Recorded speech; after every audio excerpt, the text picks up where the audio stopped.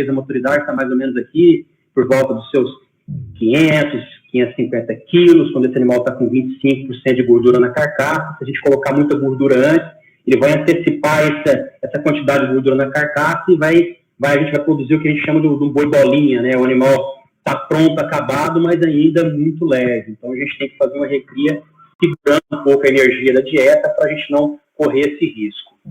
E para isso, né, ponto-chave, já falei bastante, é fazer dietas com bastante volumoso. Então ponto-chave, tem que produzir muito volumoso na propriedade, ou você tem que estar perto de disponibilidade de volumoso barato, uma dieta com baixa densidade energética, ajustar a proteína da dieta para esse desafio, né? A gente foi falado bastante ontem pelo Veiga lá em recria, daquela recria na sequestra, onde a gente recria os animais e depois solta para o pasto, é a mesma história, né? A gente não precisa trabalhar com grande quantidade de proteína aqui, porque o limitante do ganho do animal é a energia. Então, a gente não encarece a dieta jogando proteína fora aqui. As proteínas que a gente tem trabalhado nessas dietas na faixa de 12,5 até no máximo 13,5% de proteína. Almejando ganho aí na faixa de 1 quilo por dia.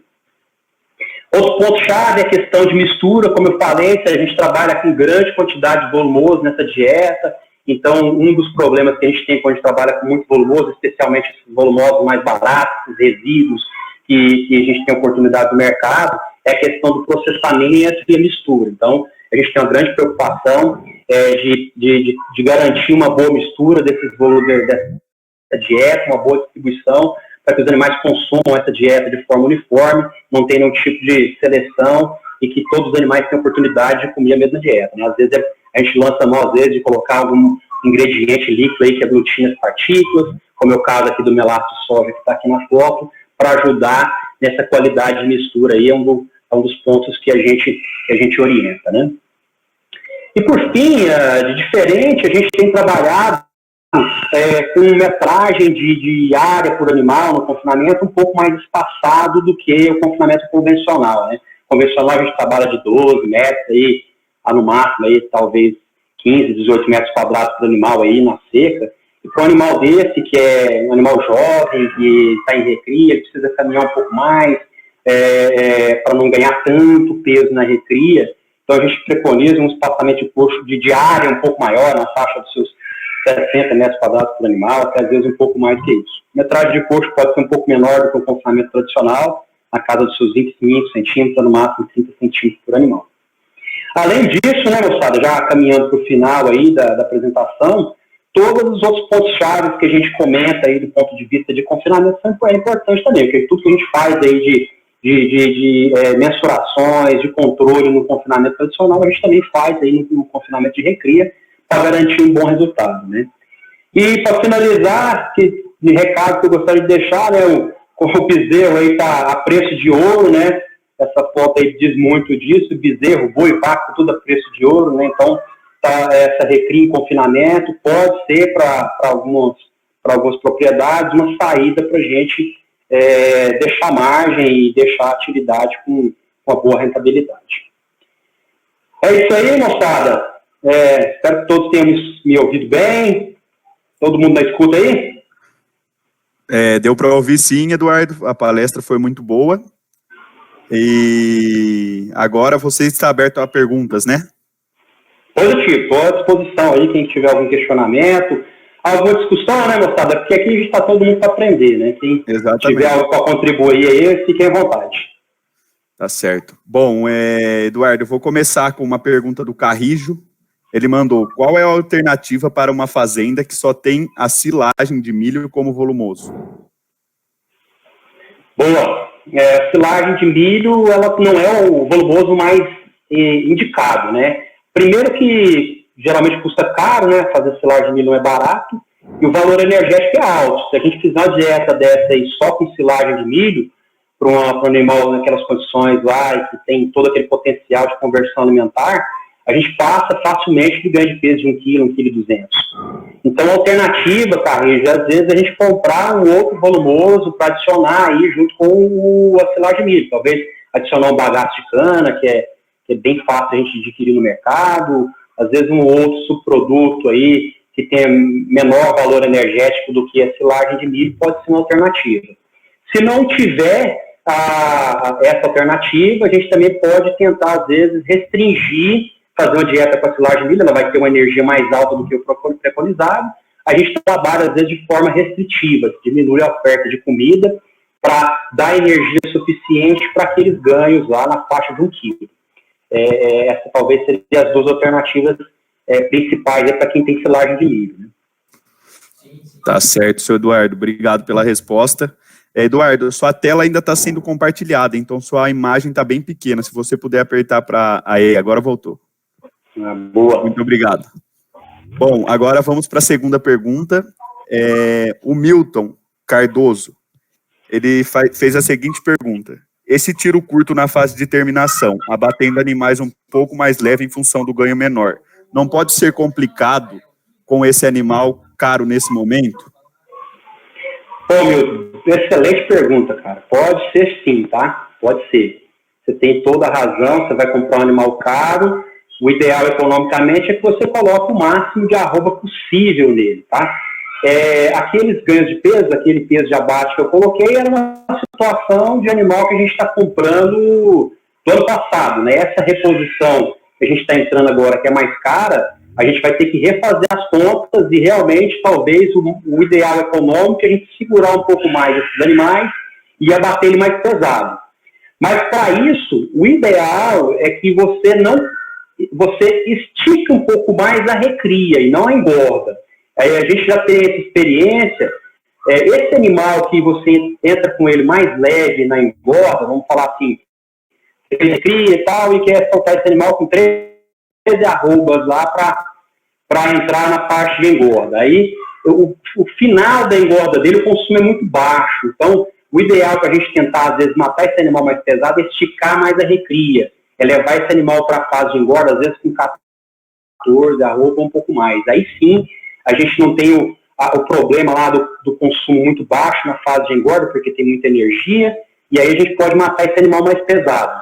A gente usa muito fazer essas contas para os nossos clientes, usando algumas ferramentas estatísticas que a gente tem, para poder predizer qual que é o tempo ideal mesmo. Então, aquelas contas que eu mostrei para vocês aí, era de animal de reposição do ano passado, que é outra realidade. Esse animal mais caro, talvez, a gente tenha que elevar ele num peso superior àquele que eu projetei lá, para realmente dar uma margem um pouco melhor. Tá certo, Eduardo. Muito obrigado pela pergunta. Agora vamos para uma outra do Breno Vinícius de Lima. Ele pergunta, qual a produção volumoso concentrado na dieta, em média, nesse sistema? Boa, Breno. Maravilha. Vai depender do volumoso, tá, Breno? Quando a gente tem volumosos aí de mais alto valor nutritivo, vamos falar aí uma silagem de capim, mombaça, uma silagem de sorgo, a gente chega a trabalhar aí com 70. Eu tenho cliente que tem silagem de milho, a gente chega a trabalhar com 75% de silagem, né? É bem comum. Agora, se você tem volumosos mais pobres energeticamente, aí você vai ter que substituir isso aí por concentrado, né? A gente tem, por exemplo, um cliente que usa bagaço de cana mais um resíduo de milho lá, uma palha de milho. Então, nós estamos trabalhando lá com 35% de bagaço mais 20% do resíduo, dá 55%. Então, essa porcentagem de volumoso concentrado vai depender do tipo de volumoso e dos outros ingredientes concentrados que você tem, né? Mas, via de regra, quando o volumoso tem boa energia, é um volumoso mais rico, a gente costuma trabalhar com uma concentração mais alta desse volumoso. Boa resposta, senhor Eduardo. Temos outra pergunta aqui, do Matheus Rezende. Boa tarde. Deixa eu só encontrar dele aqui. Aqui. O que esse bezerro em recria confinada chega a consumir em porcentagem do peso vivo em matéria seca? Acredito que seja sobre a palestra do senhor. Perfeito, isso aí. Vai depender um pouco do perfil energético que você trabalha nessa dieta. Esses consumos, eles vão variar na casa de 2% a, no máximo, 2,4% do peso vivo. Como eu falei, dependendo do perfil energético. Dietas que têm um pouco mais de energia esse animal vai consumir próximo a 2% do peso vivo, e se você tiver aí volumosos mais pobres e a dieta ficar aí mais leve em energia, esse consumo pode chegar aí na casa dos seus 2,4. A gente não tocou nenhum projeto até hoje que o consumo ultrapassasse 2,4. Então, é nessa casa aí, entre 2 a 2,4% do peso vivo. Beleza, Eduardo. Agora, a outra pergunta do Milton Cardoso. Nesse confinamento longo, recria mais terminação, há necessidade de repetir o protocolo sanitário da entrada, vermífugo/vacina? Boa, Milton. Bom, o vermífugo, não, tá? O vermífugo, uma vez que o animal está no ambiente de confinamento, a capacidade que ele tem de se contaminar com os vermes é praticamente nula, né? A não ser que você tenha uma fonte de água de baixa qualidade, mas geralmente a gente preconiza aí água de boa qualidade, poço artesiano ou água de mina. Então, o animal, uma vez recebeu o vermífugo ali na entrada, você não precisa revermifugar ele, né? Mas os protocolos sanitários aí de vacinas normais, aí cabe uma análise, né? A gente vai ter que entender um pouco mais o que seriam os desafios sanitários da propriedade, do confinamento que você está trabalhando, né? Mas, via de regra, as vacinas aí para profistidiose, a gente recomenda fazer vacina e reforço. Pneumonia vai depender do tipo de vacina que você está usando. Tem vacina única, tem outras vacinas que é recomendado você fazer o reforço. Então, algumas coisas você vai ter que fazer reforço sim, outras não. Um negócio interessante que a gente já fez num desafio sanitário grande de uma recria de um cliente nosso, a gente recriou 25 mil animais naquela época, era um desafio grande porque vinha muito animal de leilão e ele tinha histórico de uma mortalidade um pouquinho mais alta por pneumonia no ano anterior. A gente chegou a fazer metafilaxia. A gente usou o produto Zuprevo, se eu não me engano, usamos o Zuprevo, que quando você vai fazer o Zuprevo para o animal adulto, a conta ela fica pesada, né? Porque você chega a gastar em 40, 45 reais num tratamento desse de metafilaxia para o animal adulto. Mas quando você faz esse mesmo tratamento do bezerro, que é leve, a conta é bacana demais, porque a dosagem do antibiótico é bem menor, então o custo que você tem na metafilaxia ela é bem acessível e realmente resolve esse problema para aqueles lugares que têm alta incidência de mortalidade por pneumonia, que é o principal problema sanitário que a gente tem em confinamentos, né? Pneumonia ser de longe do que o principal problema. Então, às vezes, cabe estudar um pouco mais a propriedade do confinamento e saber se às vezes cabe vacina ou vacina e metafilaxia, dependendo do desafio. Eduardo, agora temos uma pergunta do Walter. Ele pergunta, essa regra de restringir energia na recria confinada também se aplica para bezerros Aberdeen?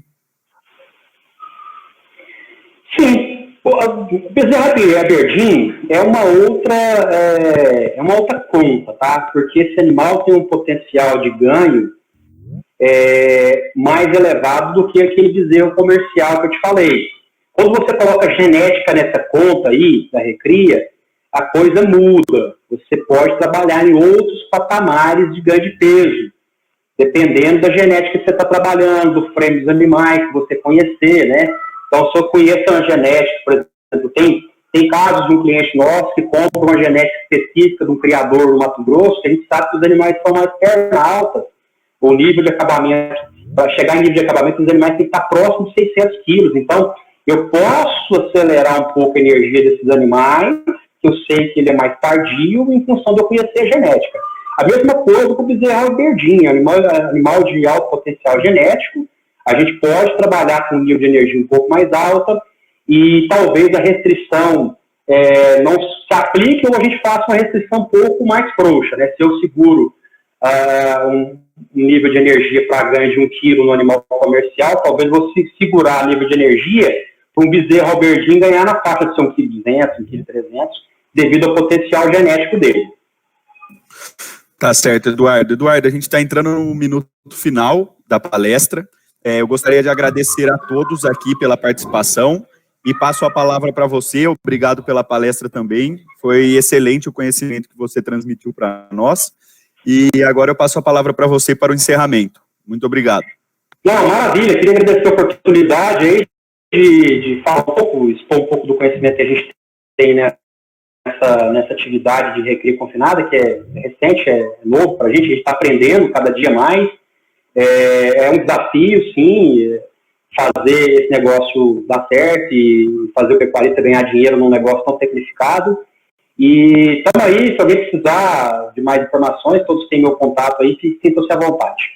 Grande abraço, Gonçalo. Tá certo. Pessoal, corram para outra trilha que já vai iniciar, porque as pessoas que não conseguiram entrar dessa vez, vão entrar, vão procurar vagas, então podem procurar outra trilha. Muito obrigado.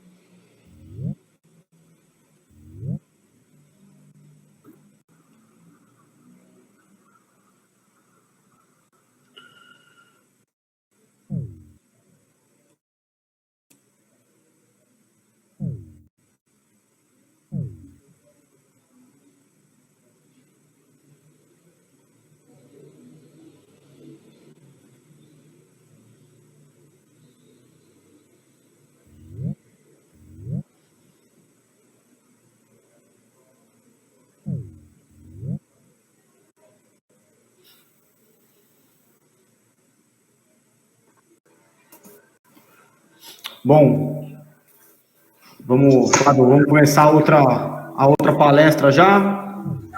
Bom, pessoal, boa tarde a todos aí, quem entrou agora novamente. Eu peço, por favor, encarecidamente, que deixem aí, por favor, o microfone desligado e a câmera desligada para o melhor desempenho da sala. Pessoal, meu nome é Rodrigo Queiroz, sou graduado em Engenharia Agronômica e analista de mercado da Scott Consultoria, e eu serei responsável por essa trilha que é um oferecimento da Elanco. Serão 30 minutos aqui, pessoal, onde o professor Dr. Flávio Portela vai palestrar sobre como acelerar a puberdade de novilhas. E, pessoal, como o número de participantes é grande, novamente peço, sem querer ser chato, pessoal, mas, por favor, deixe o microfone e a câmera no silencioso, fazendo favor, no mudo, tá? Por favor, pessoal, caso tenha tempo para perguntas, espero, por favor, para fazer as perguntas de forma direta, para que dê tempo para todo mundo perguntar para o palestrante. Qualquer dúvida, pessoal, técnica, em relação a som, em relação ao vídeo, por favor, vão diretamente no suporte do ECR. Tá bom, pessoal? Flávio, a palavra para o senhor. Vamos lá começar a segunda trilha aí do professor Dr. Flávio Portela. Obrigado, pessoal. Pessoal, boa tarde. Um prazer estar com vocês aqui para a gente conversar sobre como acelerar a precocidade de novilhas, a puberdade de novilhas, né? Os requisitos que nós temos para uma alta eficiência na atividade de cria são básicos, né? Matriz com precocidade sexual, essa é a base inicial do processo. E ela tem que ter eficiência reprodutiva alta. Ela tem que ter habilidade materna compatível com o plano nutricional que a sua fazenda é capaz de oferecer para essa fêmea. Eu quero matrizes longevas, não necessariamente para elas ficarem muito tempo no rebanho, porque eu também quero renovação grande, com fêmeas entrando jovens e trazendo uma genética melhor, mas para que eu possa, quando descartar, ter a oportunidade de descartar a fêmea prenha longeva e vendê-la como vaca e não como matriz e não como vaca para frigorífico, para abate, né? Peso a desmame elevado é uma condição primordial para a atividade. A relação entre quilo de bezerro desmamado por quilo de vaca desmamada é um índice importante na eficiência do processo. e marcante, como resultado final, a lotação que eu imponho no sistema. Quantas vacas eu sou capaz de pôr por hectare. Isso é influenciado, em primeiro lugar, ou determinado pela minha oferta e qualidade de forragem, pelo pasto, né? Isso é um aspecto do alimento. Outro aspecto do rebanho, da vaca em si. Qual é o peso da minha vaca? Qual é o tamanho maduro da minha vaca? E qual é a habilidade materna? Vacas mais pesadas e com maior produção de leite têm uma exigência nutricional bem mais alta do que vacas menores e com menor habilidade materna. Nós estamos trabalhando e vendo um aumento de peso, o pessoal trabalhando também para pôr leite na vaca. Tem que saber o que está fazendo e aonde está indo. E a adequação do seu programa nutricional da sua fazenda para esses animais. O objetivo de otimizar quilo de bezerro desmamado por hectare e assim desmamar, assim otimizar a lucratividade dessa atividade. Quando nós falamos em precocidade sexual, nós temos, de um lado, um ganho genético, porque eu diminuo o intervalo entre gerações e acelero a entrada de fêmeas superiores, são as novilhas que estão trazendo essa genética superior. E tenho ganhos adicionais. 1 ano a menos de recria, porque eu eliminei aquela categoria de 1 a 2 anos na recria, antes de entrar. Isso permite que eu aumente a proporção de fêmeas produtivas no rebanho, de vacas em produção no rebanho, e eu colha mais bezerros na vida útil de cada vaca, dentro do sistema, resultando em um número maior de quilos de bezerro desmamado por hectare. Na simulação feita pelo L 2010, professor Joaninho da FZEA, eles simularam nesse trabalho foi a redução de 36 para 24 meses ao primeiro parto, idade ao primeiro parto, poderia resultar em 16% maior retorno econômico de uma atividade de cria. E isso é marcante, né?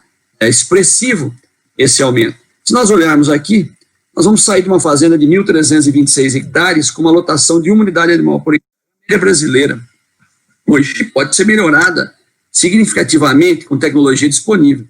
Mas eu estou falando de um rebanho sem precocidade sexual, onde nós temos uma taxa de prenhez, ele é fértil, com 85% de taxa de prenhez, e eu tenho 85 vacas paridas no início das águas, 150 novilhas em monta, repondo as 150 vacas vazias que foram descartadas na desmama, mais 150 novilhas de 14 meses que não entraram em monta porque eu não tenho um trabalho de precocidade sexual, e produzo 850 bezerros, zero de mortalidade, nós estamos pondo aqui na simulação, resultando em 140 quilos de bezerro desmamado, mais 52 quilos vindo de vaca e novilha descartada anualmente.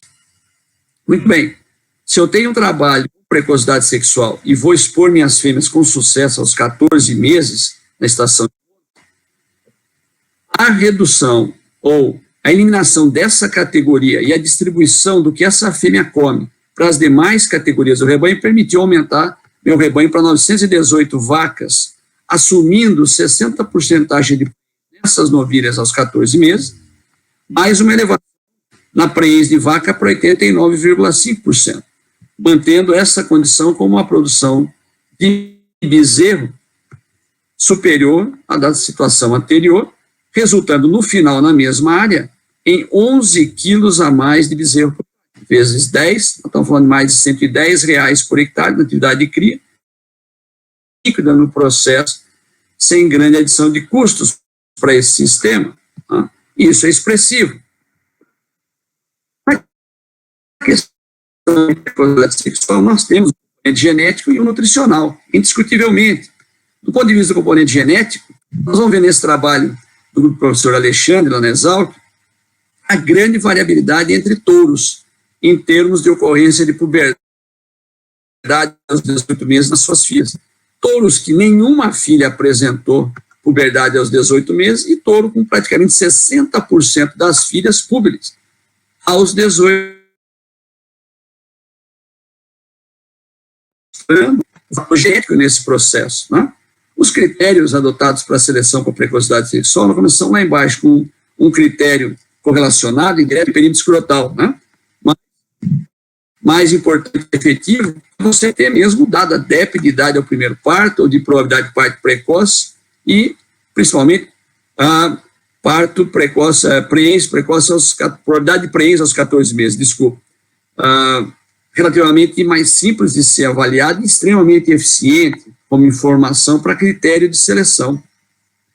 Isso aqui mostra, essa foto do estudo de zootecnia mostra claramente a evolução do Nelore e o trabalho feito do rebanho controle, onde tudo começou, e no rebanho atual. E esse rebanho mantido desse jeito com touros DEP 0, né? Olha a evolução inquestionável nesse ponto. Aqui nós podemos ver o dado do PMGZ do rebanho PO da Exalc, Nelore, em comparação com o rebanho médio do programa do PMGZ da ABC. O rebanho da escola está tanto nesse programa quanto na NCP. Mas nós temos um crescimento em peso ao sobre-ano marcante, né? No trabalho que vem sendo feito na raça Nelore. Quando nós olhamos para a DEP, de idade ao primeiro parto, também reduzindo a idade ao primeiro parto, na média do rebanho do PMGZ, e o trabalho no rebanho da Exalc, trabalhando ao longo de vários intuito de redução de DEP de idade ao primeiro parto. Fazer um trabalho para precocidade sexual é recomendado, mesmo que eu não vá expor, ou não tenha condições de expor minhas filhas aos 14 meses por questões nutricionais, porque isso tem reflexo, né? Mesmo que você não vá expor as fêmeas, mas tem reflexo na fertilidade das suas fêmeas aqui, entram aos 2 anos, das suas vacas, trazendo mais prenhes para o início da estação de monta, concentrando mais nascimento, mais bezerro do cedo, que são bezerros melhores que bezerro do tarde. E aqui nós estamos vendo um touro antigo e base importante da raça Nelore, o Gin de Garça, que está no pedigree desse touro hoje top de sumário, dos principais sumários do país, né? Para várias DEPs, né? E na base dele também tem um outro touro que chama o Marisco. O Gin de 76, o Marisco de 92 e ele aqui um touro de 2014. Evolução marcante em peso. 3 quilos para o Gin, está lá embaixo, 15 quilos o Marisco, que é mais que o Gin, 38 quilos para esse touro atualmente. Quando nós olhamos para a DEP de idade ao primeiro parto, nós não vemos tamanha evolução, né? Vem sendo feito, mas com até bem pouco tempo, bem menos ênfase do que foi dado peso. Então, o Gin tinha uma DEP de 47 meses, o Marisco 0,76, e hoje esse touro, que tem uma DEP de peso ao sobre-ano, o dobro do Marisco, que está na base, na linha paterna dele, mas para a idade do primeiro parto, uma evolução bem menor. É um exemplo de um touro. E se eu for lá na NCP, o sumário de julho agora, e pegar os touros top 10% para DEP 3P e DEP de idade ao primeiro parto, quando trava que esses touros têm que ter pelo menos 100 filhas avaliadas para DEP 3P em 3 rebanhos distintos, e eu ponho touros POs ativos em centrais, eu encontrei 20 touros apenas, sendo 14 deles com top 10 para MGT. Certo? Esses 14 touros nascidos entre 2000 e 2013. Desses 14 touros, a preocupação é que apenas 3 deles têm DEP de peso ao nascer menor que 0,7, ou seja, estão na média ou abaixo do peso médio da raça, para eu colocar em novilhas super precoces. A grande maioria são touros com alto peso a nascer. Nós não estamos conseguindo segurar isso com o trabalho de peso ao sobre-ano que vem crescendo de forma marcante, mas nós estamos levando tamanho de vaca e estamos levando peso, DEP de peso ao nascer. Isso é preocupante, principalmente para quem vai trabalhar com novilhas super precoces. Bom, nós também temos um componente nutricional importante no sistema. É fundamental para ativar o gatilho nessas fêmeas que têm genética para precocidade sexual.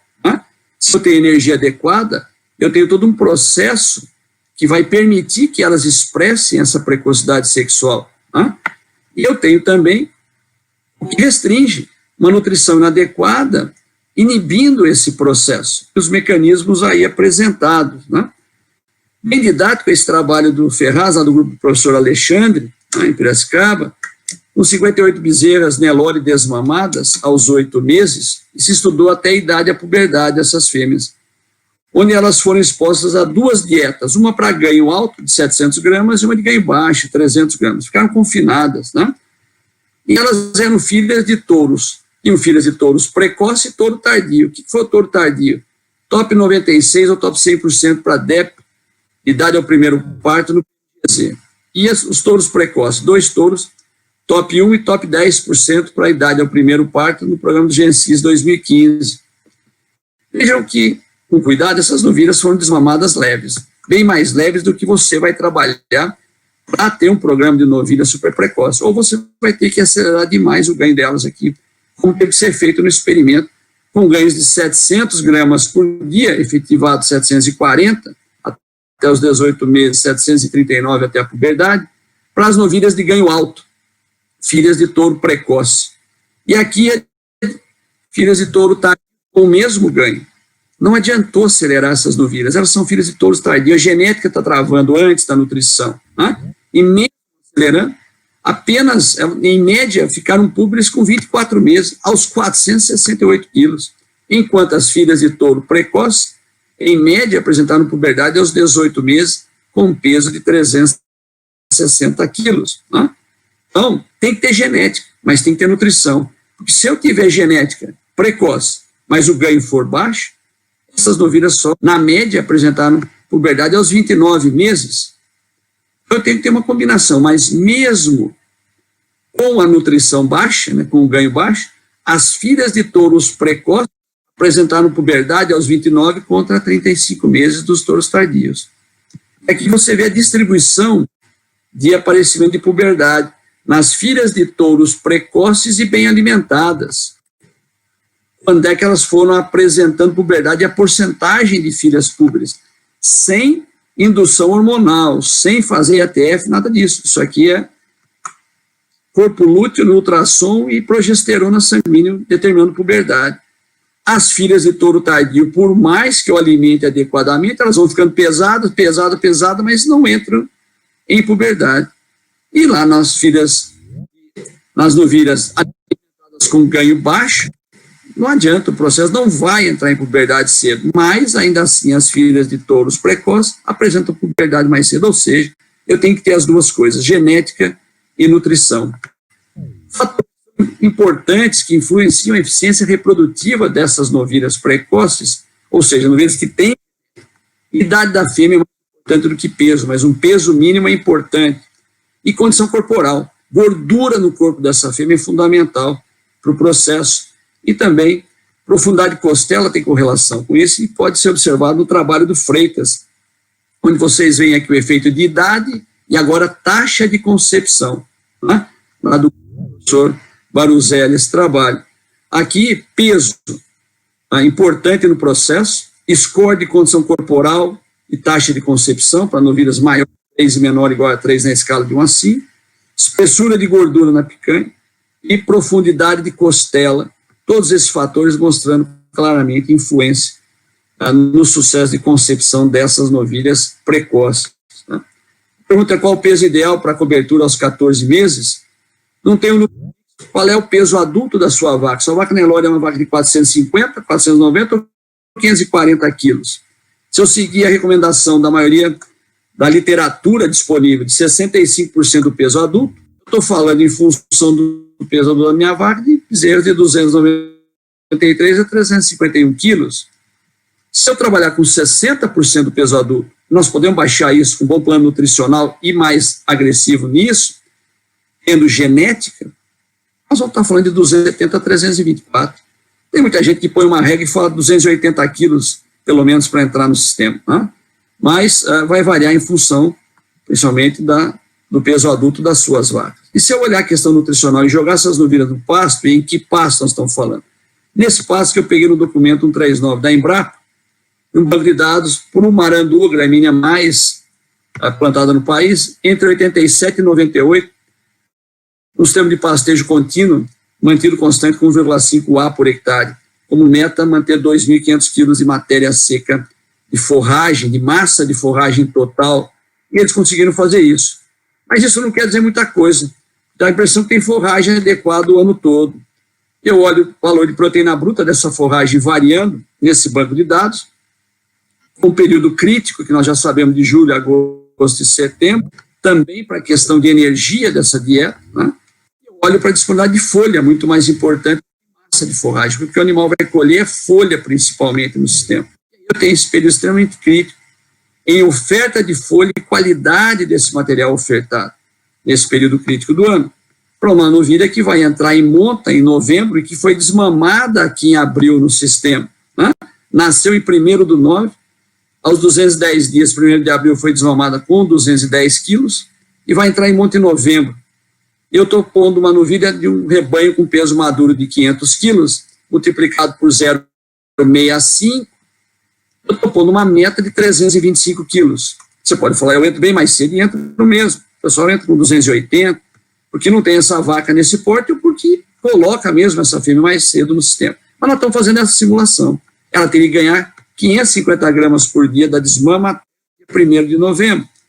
Nessa condição, flutuando dessa maneira como nós estamos vendo, em termos de massa de folha, proteína, e junto com proteína, na mesma condição de subir ou descer, está a energia desse pasto, o valor energético desse pasto.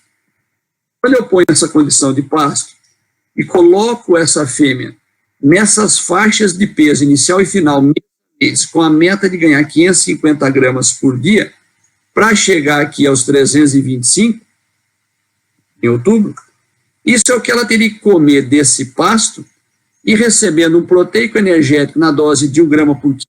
Estou usando um DDGS, né? O produto de etanol de milho com 30% de proteína, né? Não estou pondo ureia, mas estou aditivando isso com monenzina e o programa está entendendo isso quando eu jogo isso no programa. À medida que esse pasto vai diminuindo minha oferta de folha e caindo a qualidade, eu tenho que subir a minha suplementação agora para um 0,3, para 3 gramas por quilo ou 0,3, um proteico energético, né? Aqui no sistema. E ele vai vindo agora, combinado ou não com ureia, talvez não precise essa ureia, mas eu estou aumentando a dose dele, garantindo esse ganho no período crítico do e essa fêmea atinge então a meta que nós traçamos para ela entrar aos 14 meses no sistema. Eu não estou falando que você tem que ter esse peso, nós já discutimos isso no slide anterior, mas esse plano nutricional garantiria energia metabolizável e proteína metabolizável mês a mês, para equilibrar um ganho de pelo menos 550 gramas por dia ao longo desse período. Tá? É óbvio que esse plano está alicerçado em um planejamento forrageiro. Vedação de pasto é uma das estratégias que eu posso usar, bastante eficiente para esse processo, programada para o início da seca e para o período mais crítico da seca que antecede a entrada dessa bezerra na estação de monta. Tá? Com uma suplementação de proteinado, seja convencional e com milho, farelo de soja, milho, farelo de algodão e ureia, ou fazendo uso desse coproduto de etanol de milho para consumos de 1 grama por quilo nessa fase inicial, e quem sabe a necessidade de uma suplementação mais forte de um proteico energético de 3 a 4 gramas por quilo, ou 0,3, 0,4 do peso vivo, e eu pus aqui um exemplo com esse DDGS mais ureia e minerais. Né? São estratégias para que a gente possa permitir que essas novilhas que têm genética de precocidade sexual possam expressar essa sua habilidade e emprenharem a partir dos 14 meses nessa estação de monta, certo? Assim nós concluímos essa apresentação, eu fico à disposição para perguntas se houver tempo, pessoal. Bom, Flávio, muito obrigado pela apresentação, foi bem esclarecedora. Pessoal, a gente vai abrir agora vamos fazer um bate-papo rapidinho aí, temos ainda mais ou menos uns 6 minutinhos para abrir para as perguntas. Aproveitando, Flávio, o Luiz Ernesto aí tinha feito uma pergunta, que era qual a importância para o sistema acelerar a precocidade? Vale a pena trabalhar a precocidade mesmo que eu não desafie as novilhas aos 14 meses? Nós mencionamos isso, mesmo que você não tenha do ponto de vista do seu plano nutricional, para expor as bezerras suas novilhas aos 14 meses, fazer um trabalho de implementar precocidade sexual é positivo, porque isso vai ajudar na fertilidade das suas fêmeas lá na frente, na concentração de prenhez no início da estação de monta, de nascimento, aumenta a quantidade de bezerro no cedo e melhora a sua taxa de prenhez, porque você está no começo e dando mais tempo para elas depois na próxima estação.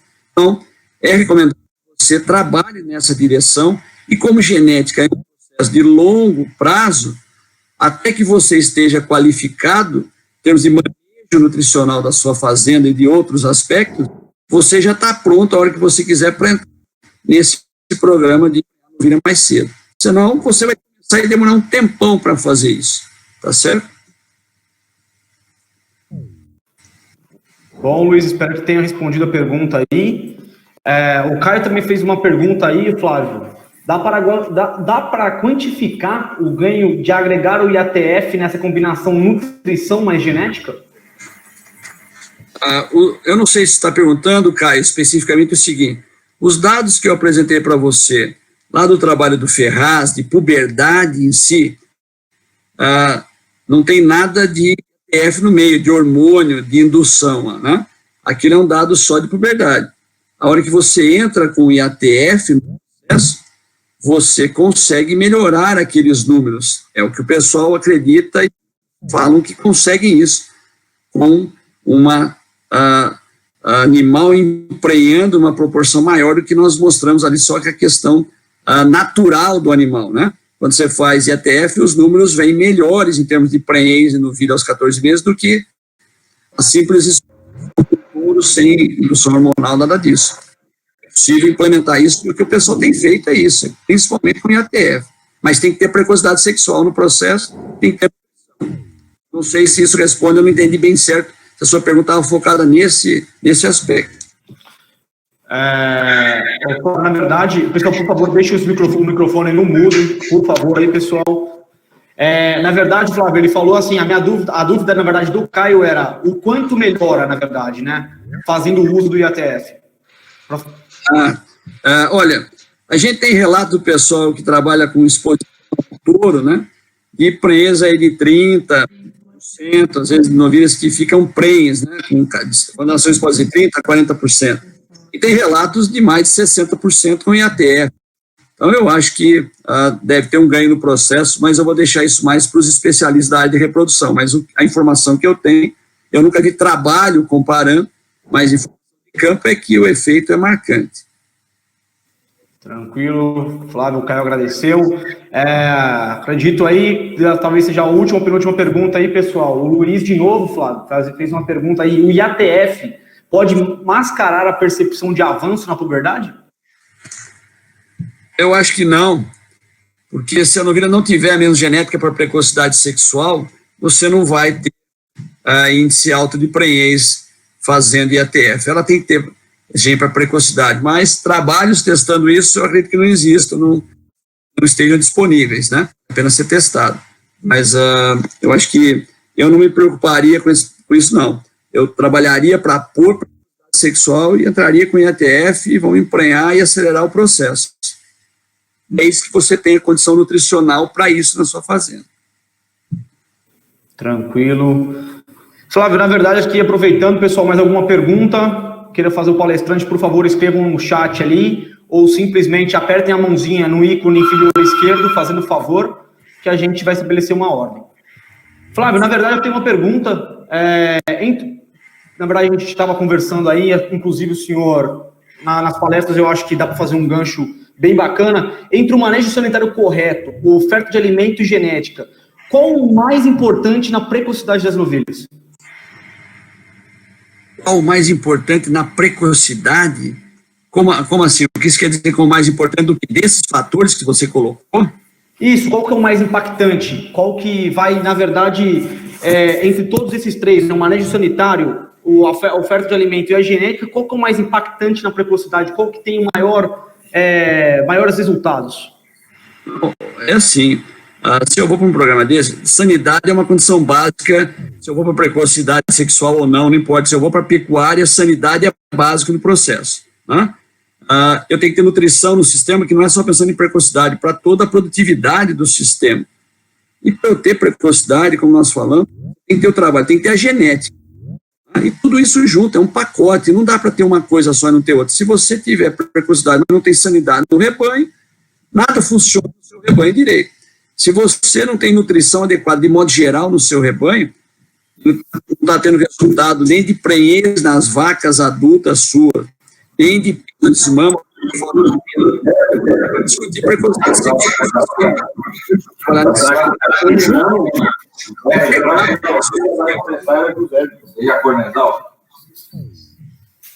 Pessoal, não, tranquilo, Flávio. Pessoal, por favor, não esqueçam de entrar e deixar o microfone no mudo aí, pessoal. Flávio, muito obrigado aí pelas considerações, pelas perguntas. Pessoal, vamos correndo ali para...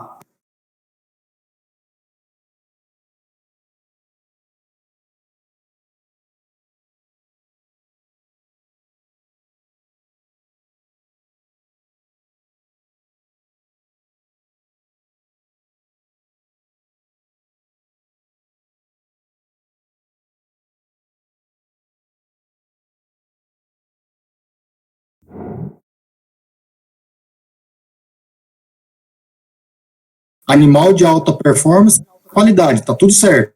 É recria nas águas. Para seca, você tem um bicho ineficiente com pasto ruim. Então, assim, se for pensar num quadrante, você tá no não, né? É o não, né? Não pode. Essa não é uma simbiose. Simbiose é você encaixar isso aí, né? É o não nunca, né? Ali. É assim, bicho bom de eficiência, bicho ruim. Pasto bom e pasto ruim. Aí você casa bom com bom e recria nas águas. O não com não é bicho pouco eficiente com pouca qualidade. É bicho pesado na seca. É isso aí. Assim, Empurrar caminhão carregado e morra acima, cara. por isso que é o caminhãozinho lá, né? Difícil empurrar esse caminhão aí. Isso aí. Beleza, cara. Muito bom, viu? Muito bom. Alô, Felipe? Felipe, Eugênio Mamed, você me ouve? Oi, Eugênio, tudo bem? Tudo bem, é um prazer aí. Eu queria parabenizar você e o André aí pela condução. Foi muito bom, muito instrutivo. Para mim, principalmente, que sou novato nesse segmento, tenho muito que aprender. Estou participando desse primeiro evento aí da Scott esse ano, mas eu estou muito satisfeito, fiquei muito bem acostumado e parabéns para você, André, aí, pelo bloco aí que vocês conduziram. Muito bom. Legal. Quero realmente entrar em contato com você me passou o seu celular, eu queria muito fazer uma visita lá na CMA, lá em Monte Alegre, perto de Uberlândia, ali. Nós estamos em Barretos. Ah, é Barretos. Barretos. Monte Alegre, eu achei que fosse cidade de Monte Alegre, não, nada a ver, então. Não, nós estamos em Barretos mesmo. Mas próximo de Minas aí. Não, com certeza. Mas é possível fazer uma visita, uma reunião? Entra em contato com a gente, tá? Tem o nosso site aí, www.cmaagr.br, tá? Ou tem meu celular também. CMA? cma.agr. AGR. Ok, beleza. Eu vou entrar nos contatos com vocês. Agradeço aí a atenção. Mas passa no Podemos nosso... começar, pessoal? Não mudou nada? Podemos começar a última rodada, por gentileza? Vamos lá, positivo. Então tá joia. Boa tarde, pessoal, mais uma vez. Eu sou a Tainá Kovic, zootecnista e analista de mercado aqui da Scott Consultoria e sou responsável por essa trilha, que é o oferecimento da CMA, Confinamento Monte Alegre. Serão 30 minutos, onde o André irá apresentar a palestra Recria Intensiva e Confinamento, a Simbiose Perfeita. Em seguida, teremos um bate-papo com perguntas e respostas.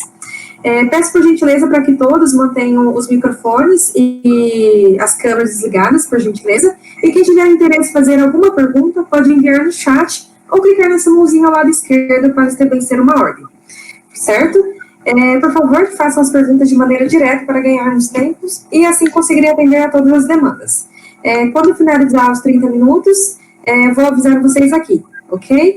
Agora eu vou passar a palavra para o André. Muito obrigada a todos pela presença e bom proveito, pessoal. Bem, boa tarde, gente. Vamos lá aí para mais uma nossa trilha aí com a CMA. Muito obrigado a todos pela participação.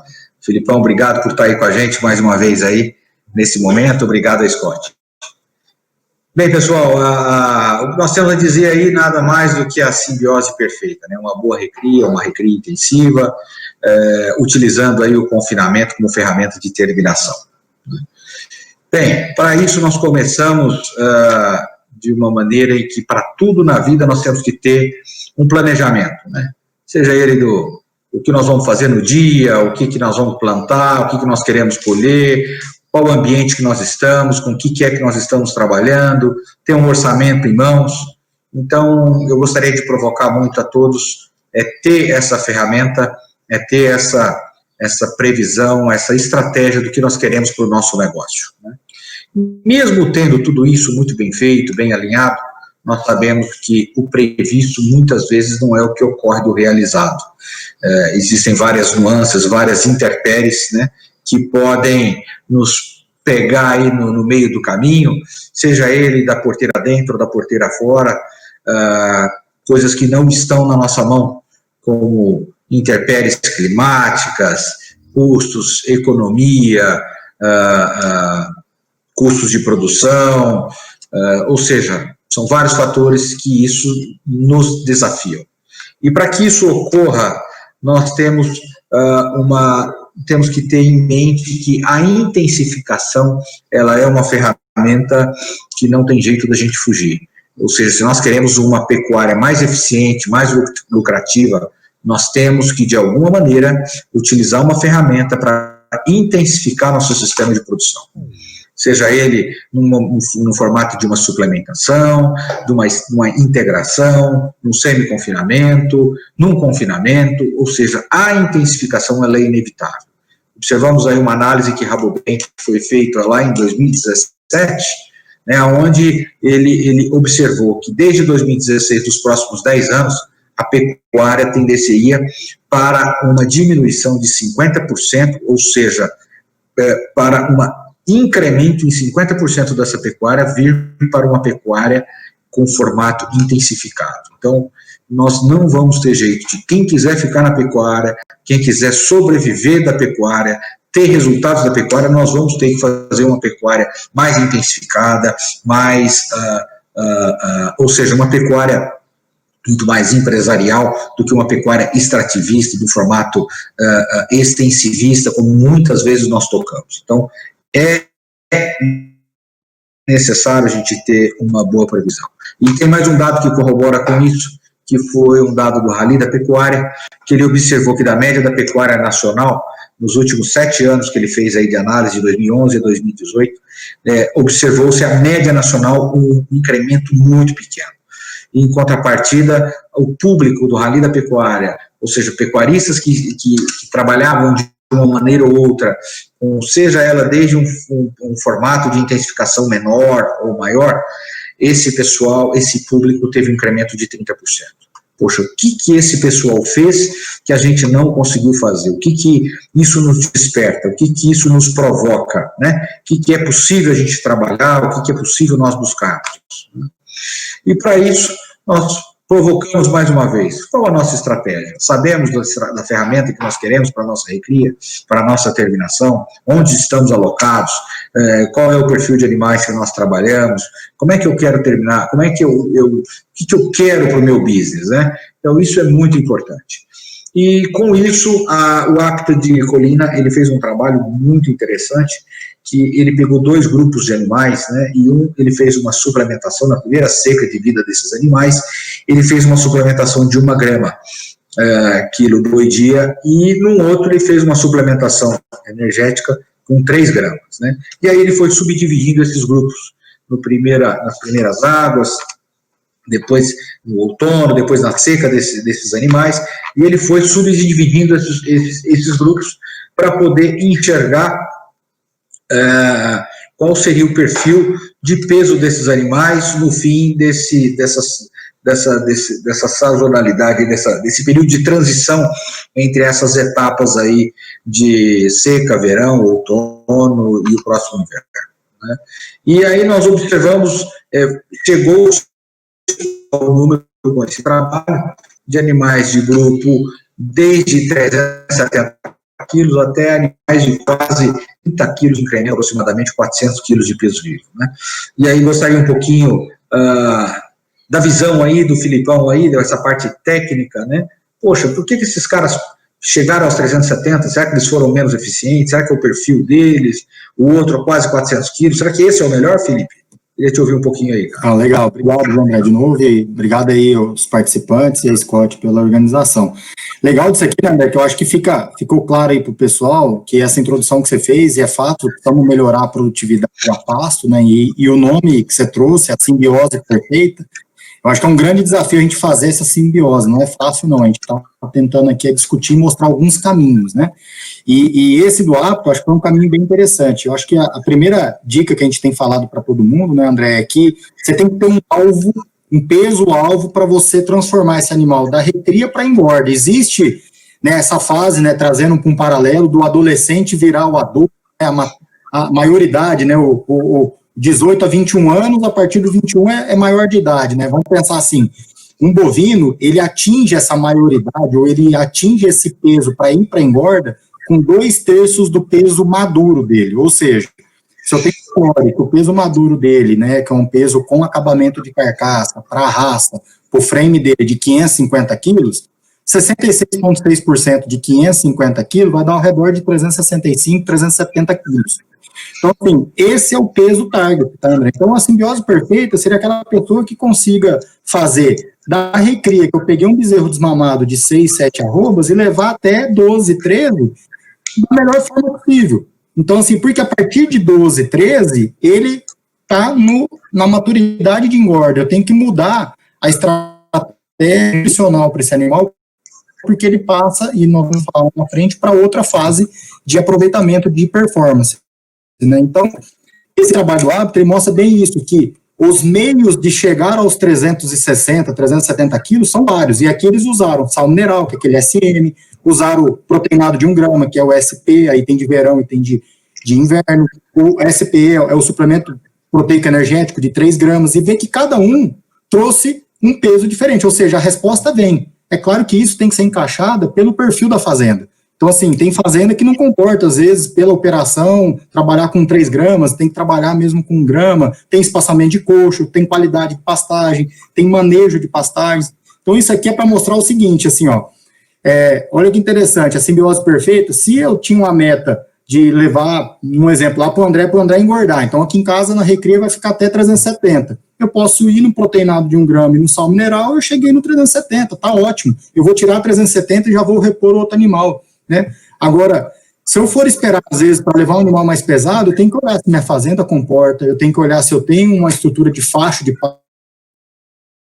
porque um animal mais pesado come mais, pisoteia mais, ele é menos eficiente para a conversão. Então, tudo isso tem que fazer conta, não tem aquela famosa receita de bolo, nós temos que sentar com os técnicos, temos que sentar na fazenda, olhar a vocação da fazenda e fazer as contas. Então, esse trabalho do hábito, eu acho que eu sou muito feliz para mostrar que tem um objetivo, e os caminhos desses objetivos aí nós podemos traçar junto e cada fazenda vai ter o seu, né? E aí mais para frente a gente vai discutir um pouquinho. Então, um apanhado geral é isso aí, André. Perfeitamente, Felipe, é isso aí, cara. Ótimo. Então, em resumo aí, a gente percebe o quanto importante é a gente ter essa estratégia, a gente ter esse nosso orçamento, essa nossa previsão, o que é que nós queremos dos nossos animais, o que é que nós queremos da nossa pecuária, né? E dando sequência a isso, nós podemos observar, poxa, o desafio aí do momento das águas, transição e seca, né? Como é que isso a gente consegue fazer cálculo disso, fazer conta disso? Quanto isso é eficiência, quanto isso é custo, né? E aí nós chegamos na análise da conversão alimentar. Poxa, a gente consegue imaginar que um bovino, ele nasce com uma conversão alimentar de 2,5 para 1 quilo de peso vivo de engorda. O quanto eficiente ele é. E aí, conforme ele vai chegando à sua maturidade, ele vai se desenvolvendo aí até seus 18 meses, ele quase que dobra, ou seja, ele perde eficiência, ele começa a ter um consumo muito maior, né, para ter essa mesma conversão alimentar. Então ele acaba consumindo o dobro para ter a mesma conversão. A mesma coisa acontece até seus 18 meses, e aí no período aí de maturidade que esse animal vai aí para quase 12 quilos de consumo de alimento para conversão aí de 1 quilo. Então a gente percebe, poxa, esse é o momento mais desafiador, né, que o animal vai chegando conforme ele vai tendo a sua maturidade, né. Então, com isso, se a gente for transformar em dinheiro, ou seja, em valores monetários, a gente observa que uma arroba produzida no período das águas, você sendo bem trabalhadinho, você consegue ter em torno de R$65. Isso é imbatível, né? Uma baita de uma oportunidade, um baita de um custo de produção, né? E a gente tem que pegar essa oportunidade e explorar ao máximo, né? Otimizar isso junto com incrementos aí, com proteinados, com energético, ou seja, um próprio mineral mesmo, mas a gente explorar isso da melhor maneira possível. A transição e até chegar na seca. A gente consegue observar que na seca o animal tem um custo de arroba engordada aproximadamente R$252 por arroba. Isso porque o pasto ficou mais caro? Não, é porque você tem uma disponibilidade menor, você tem uma menor produção, uma menor capacidade de engorda. Né? Marcão, atrapalha todo esse período de engorda. Na hora que você pedir informação aí do pessoal, eles te falam. Mas deixa eu te falar, amanhã nós vamos juntar só que o outro arroba engordada. Ele está querendo vir, se ele viajar, ele vai fazer, eu vender para ele, sabe? E alguém deve estar com o ligado aí. Porque na hora que ele chega. Estão me ouvindo aí, pessoal? Vamos lá? Sim, pode continuar. Então, a gente percebe que chega a perfazer um custo médio em torno de R$115, né? Então, poxa, será que eu posso incrementar mais ainda? Eu consigo derrubar mais esse custo? Sim, claro. Às vezes, se você trabalhar com um melhor incremento, uma melhor produtividade no período das águas, você consegue fazer essa média ponderada menor ainda, explorar menos a seca, ou seja, levar esse animal antes. Então, tudo isso é uma estratégia que você tem que ter dentro do teu formato de produção da tua casa. E com isso, não é somente na recria, podemos observar essa também sinergia, essa simbiose, ela ocorre no período de terminação desses animais no coxo, né? Um animal suplementado, ele tem aí uma curva de ganho, de adaptação, de crescimento melhor, ou seja, esse animal já entra se adaptando quando comparado a um animal não suplementado, que ele tem uma curva de adaptação, de ganho de peso nos primeiros dias de terminação, ela é menor, ou seja, o animal patina um pouco mais. A gente sabe que o animal ganhador de peso, o animal que te dá o melhor resultado na engorda, é aquele animal que logo ele chega comendo no coxo. Então, para isso, o animal precisa, ele está previamente adaptado, ele está bem suplementado. Então, isso é muito importante para a gente num formato de engorda. E com isso, aí nós chegamos num resumão nosso aí, ou seja, o quanto importante é a gente ter análise, onde estamos alocados, o nosso orçamento, o nosso planejamento, qual o sistema nosso de recria, né? Como é que nós vamos querer trabalhar com essa recria, com mais tecnologia, menos tecnologia, para onde vão esses animais após recria, né? O intuito nós sabemos é produzir mais animais por hectare, mais arrobas por hectare, né? E aí tendo confinamento para poder fechar toda essa parte de produção, né, da pecuária, seja ele em confinamento próprio, seja ele em sistema de terceirizado, no semi-confinamento. Então, pessoal, a ideia é trazer a vocês esse leque de oportunidades, o quanto importante é a gente ter uma boa estratégia, um bom direcionamento, né, para a utilização desses animais, trazendo uma melhor produtividade, uma pecuária mais lucrativa e eficiente. Né? Então, com isso aí, gente, Filipão, gostaria de ouvir um pouquinho você aí, as suas ideias aí, o que você fala aí pra gente. Legal, perfeito, André, eu acho que você muito feliz nesse resumão aí que a gente chamou aí, né, que você chamou, que é bem isso mesmo, né? Eu acho que a simbiose, até na outra turma nós estávamos falando, né, André, se o cara conseguir uma simbiose perfeita, ele pensar que o rumo do bicho ali, ele não pode parar de produzir gás, de produzir energia, porque ele está ganhando peso, né? Então é igual um biodigestor, a gente falou, né? A gente não pode deixar entrar água no chope, André. Ou seja, se o bicho entrar para dentro do pasto da seca, um bicho pesado, a gente está começando a colocar água no chope, se ele está só no pasto. Por quê? Porque eu tenho que pôr mais energia, esse bicho ficou menos eficiente, né? Então eu acho que isso é a simbiose perfeita, você entende potencial produtivo da categoria com o que você tem de alimento para fornecer, né? Então, eu queria que você voltasse naquele gráfico da conversão, André, só para também uma linha de raciocínio. Às vezes, se tiver alguém também para soltar alguma pergunta aí, fiquem à vontade, tá, gente? Mas esse gráfico aqui, eu acho que você foi muito feliz, André, de você trazer a discussão, porque eu acho que ele abre muita discussão, né? Então, você pega um animal ao pé da vaca com 5 meses, ele converte 2,5 para 1, né? Ou seja, é uma conversão clássico, né? Acima ali. Mas depois que ele é desmamado, ele vai tendo 10, 18 meses, ele vai perdendo eficiência, né? Até ele chegar num animal de 400 quilos, que realmente aí a eficiência dele é muito ruim. Então, o que nós podemos fazer na prática para diminuir essa ineficiência dele? Nesse caso aqui, se a unidade de 450 quilos, eu colocar mais energia nele, é o contrário de colocar água no chope lá, que eu estava falando da simbiose do rumen, né? Eu não posso deixar o rumen deixar mais. Então, assim, se eu colocar concentrado, colocar carboidrato, eu consigo abaixar um pouco essa conversão. Então, eu queria te colocar aí, né, André? A pasto, se eu não mexer nessa cinética, ele vai converter 12 para 1. Mas aí no confinamento, que a gente mexeu nisso, a gente sabe que ele é menos eficiente, mas a gente corrigiu com nutrição. Quais são as conversões que você chega aí, André?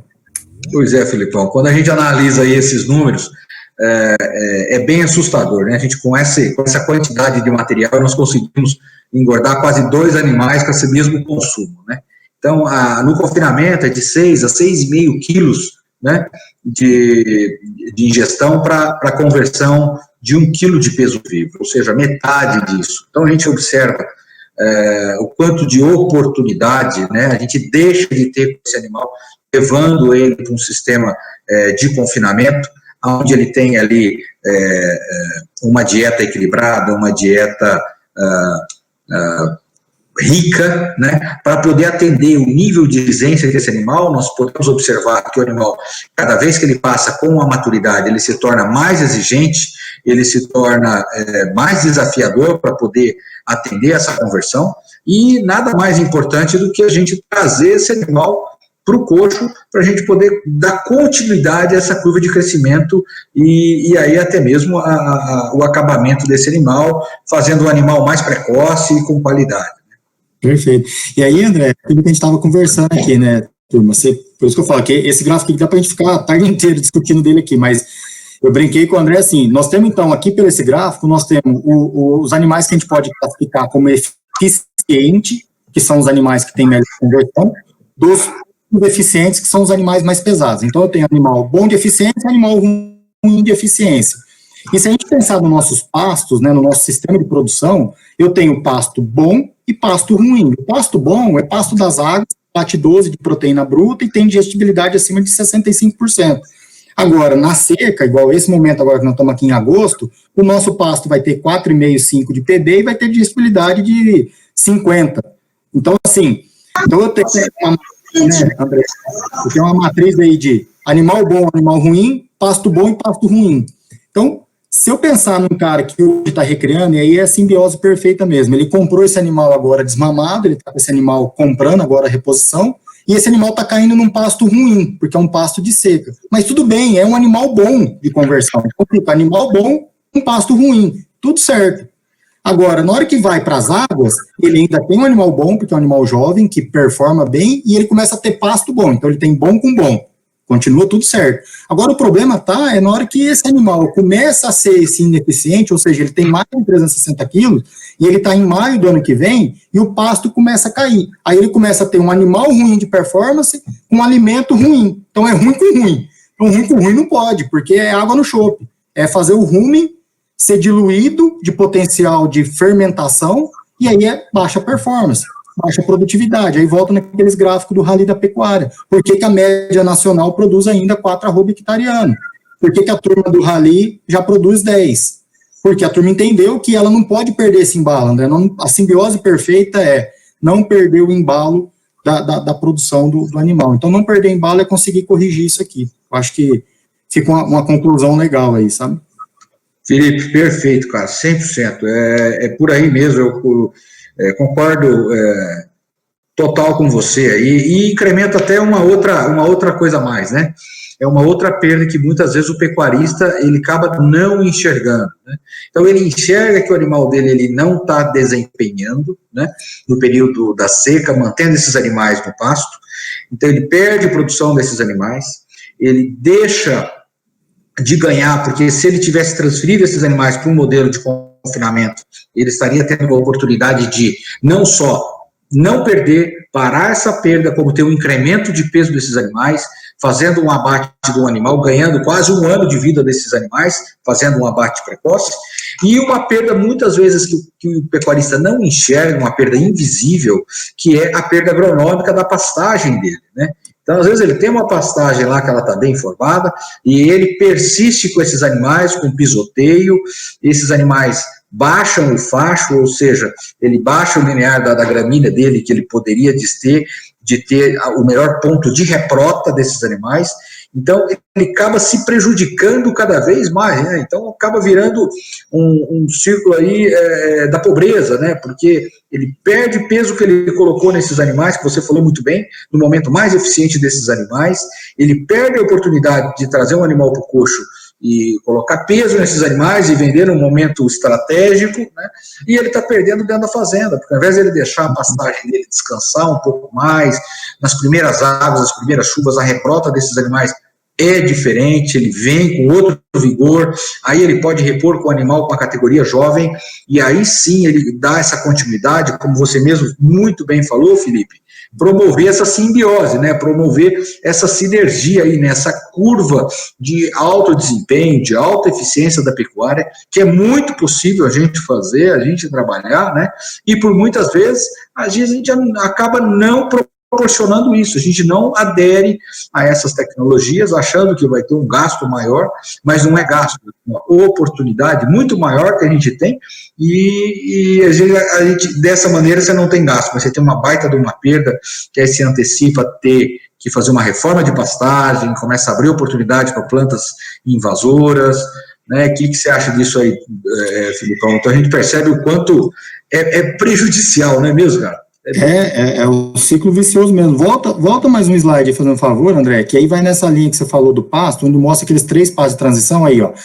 Então, o que a gente está falando, né, André, é exatamente, você pegar um animal pesado e manter em cima de um animal pesado, e aí, gente, né, nós estamos falando realmente na simbiose da recria, né? Então, assim, você tem uma recria num pasto de águas que está batendo 10, 12 de proteína bruta e FDN, ambos pastos têm FDN alto. Porém, um é FDN de qualidade, que o bicho dá conta, que é esse pasto verde, e o pasto amarelo aqui, ele tem FDN, mas de baixa qualidade, baixa digestão, ele é indigestivo, esse FDN que está aí. Então, assim, tudo tem alto FDN, porém, o boi dá conta de assimilar e produzir gás, o outro ele não dá conta de digerir. É igual comer bucha, né? Ninguém vai conseguir digerir a bucha, mas é bem que você falou, e troca muito rápido, André. Então, nós na recria, né, os recreadores que estão aqui, eles têm que ser muito rápidos nesse gatilho, assim, ó. A gente estava vendo um trabalho outro dia aqui dentro da Nupom, e que um pasto, ele caiu de 14 de proteína bruta para 8 de proteína bruta em 56 dias. Isso medido semana a semana, cortando e medindo, então passa muito rápido, André, assim, vamos falar ali, aquela capacidade de fermentação ali, o substrato, a proteína metabolizável que está ali, ela troca muito rápido, e aí eu tenho que ser muito bom nesses ajustes, né, então, ter um pasto bom, ser bom manejador, a relação folha-haste, né, até a gente estava falando assim, é importante a qualidade? Claro que é, mas para também deixar outra dica para a turma aqui, a quantidade, gente, é mais importante do que a qualidade. Então, assim, ser um bom colhedor de pasto é melhor do que focar na qualidade. Então, primeiro você tem que encher o rumo, é fazer o digestor ficar cheio. E aí depois a gente começa a ajustar nas qualidades, e fazer esse casamento aí, André, ter pasto bom para a categoria certa, e na hora que a categoria perder eficiência, eu tenho que tentar outra estratégia. E aí, como você bem falou, pode ser confinamento próprio, pode ser um semi, pode ser um terceiro, e aí eu vou melhorar meu desfrute, meu ciclo, aí cada fazenda vai ter um cenário, né? Então, a minha parte é isso aí, e de novo aí, viu, pela apresentação. Perfeito, Felipe, é isso aí, cara, obrigado aí pela tua participação, nossa trilha 800 com a Guiar, junto do Tron, valeu, cara, muito obrigado mesmo, muito obrigado a Scott. E aí, pessoal, só para fechar com vocês, o quanto é importante, mais uma vez, né, falando um pouquinho do nosso irmão aí, o quanto é importante a gente ter uma boa estratégia, a gente ter uma boa visão, e a gente poder vislumbrar, poxa, o que eu tenho de oportunidade. A pecuária tem muito para a gente trabalhar, tem muito para a gente crescer, tem muito para a gente inovar e tem muito ainda para a gente ganhar, sabe? Sabem que existem muitas oportunidades. Basta a gente se planejar, a gente enxergar direitinho qual o caminho que nós vamos querer seguir, qual que é a nossa trilha de conhecimento aí que nós vamos querer explorar e botar ela em prática. Então, turma, qualquer coisa, fazem uma visita para a gente no nosso stand, estamos à disposição, venham nos visitar aqui, estamos à disposição para trocar ideia, para trocar, ouvir as oportunidades, os desafios de vocês, as oportunidades que nós temos a oferecer. Então, pessoal, muito obrigado, Felipe, pela participação aí, obrigado, Tainá, obrigado, Scott, a todos aí. Muito obrigado para vocês. Abraço a todos. Muito obrigada, André, muito obrigada, Felipe, mais uma vez, foi muito importante a participação de vocês aqui, e a Scott Consultoria sempre fica à disposição de vocês. Peço para o pessoal vão até a plenária, que nós vamos ter um encerramento final com o seu Moreira, por gentileza. Então, só pode começar lá a partir do momento que essa sala estiver zerada. Então, muito obrigada mais uma vez a todos pela participação, e até já então.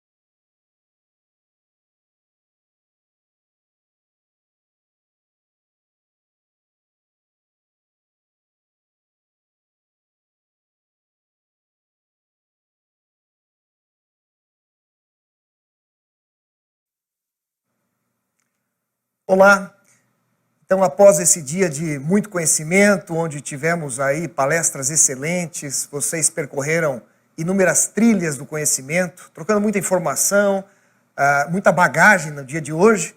Então, para finalizarmos mais esse dia produtivo, né, do encontro de recriadores da Scott Consultoria, nós temos o orgulho de apresentarmos ele, que irá apresentar agora uma palestra de encerramento. O que vi e aprendi com as crises que vivi.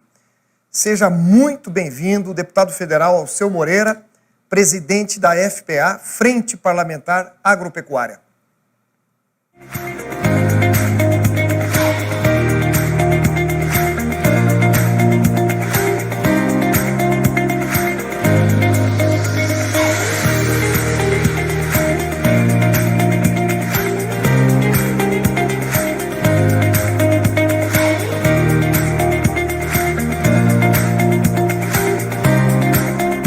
Completamente atrasadas, sem acesso à tecnologia, à pesquisa e à inovação.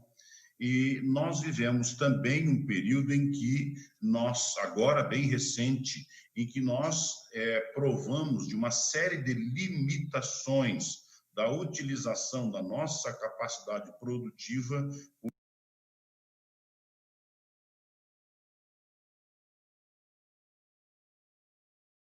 por questões de natureza ideológica, né? O não permitir fazer por questões de natureza ideológica. Todos esses processos, ao longo do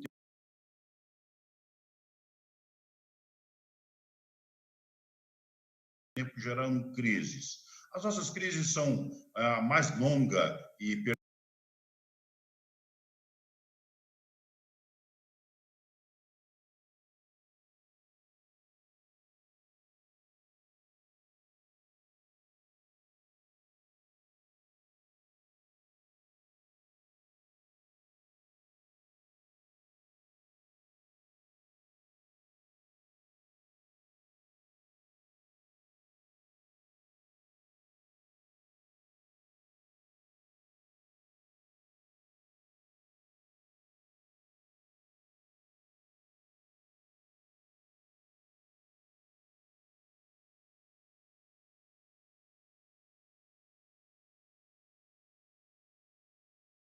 competitiva, destrói o nosso tecido de integridade nacional. Nós acabamos não percebendo que para poder vencer tem que ser qualificado, competente, competitivo, tem que ter conhecimento, né? Tem que ter foco, e começa a se fazer normalmente os caminhos do desvio para se chegar a resultados. Todos nós, por essas razões todas, da lei de Gerson, acabamos perdendo muito tempo no Brasil, ao invés de perceber que o caminho único para podermos vencer e conquistar mercados internacionais era o caminho da integridade nacional. Fazer bem, fazer qualificado, fazer em quantidade e suficiente, e qualidade suficiente para conquistar mercados. De qualquer sorte, as crises, de modo geral, elas sempre foram de grande importância para o nosso aprendizado. Aprendemos muito com as crises, todas elas.